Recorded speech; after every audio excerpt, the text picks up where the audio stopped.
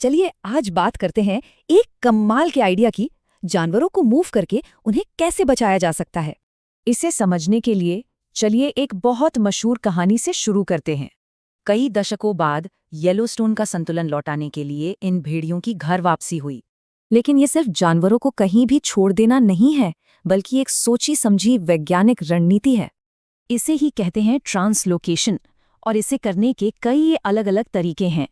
नई आबादी बसाने के लिए एक्सपर्ट्स आमतौर पर 3 तरीके अपनाते हैं। चलिए इसे आसान बनाते हैं। पहला, रीइंट्रोडक्शन, मतलब उनकी पुरानी जगह पर वापसी। फिर रीस्टॉकिंग, जिससे आबादी को और मजबूत किया जाता है। और इंट्रोडक्शन, जब पुराना घर रहने लायक ना हो। तो सवाल यह है कि इन जानवरों को असल में उनके नए घर में छोड़ा कैसे जाता है। एक है हार्ड रिलीज, मतलब सीधा एक्शन, और दूसरा सॉफ्ट रिलीज, जिसमें थोड़ी मदद दी जाती है। जैसे भारत में चीतों को पहले बड़े बाड़ों में रखा गया ताकि वे नए माहौल को समझ पाएं। लेकिन ये इतना आसान नहीं है। इसमें कई बड़ी चुनौतियां और जोखिम भी शामिल हैं। जैसे जेनेटिक डाइवर्सिटी की कमी, जानवरों का बदला हुआ बर्ताव और बीमारियों का गंभीर खतरा। इन सब चुनौतियों के बावजूद दुनिया भर में कामयाबी की कुछ कमाल की कहानियां भी हैं।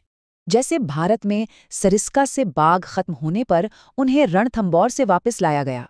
और इंडियन राइनो विजन 2020 के तहत गैंडों को मानस नेशनल पार्क में एक नया घर मिला।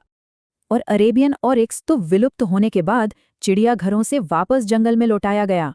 तो असल मकसद सिर्फ एक प्रजाति को बचाना नहीं, बल्कि पूरे इकोसिस्टम को फिर से जिंदा करना है। तो जब जंगल सिकुड़ रहे हैं, क्या प्रजातियों को मूव करना ही हमारी आखिरी उम्मीद है?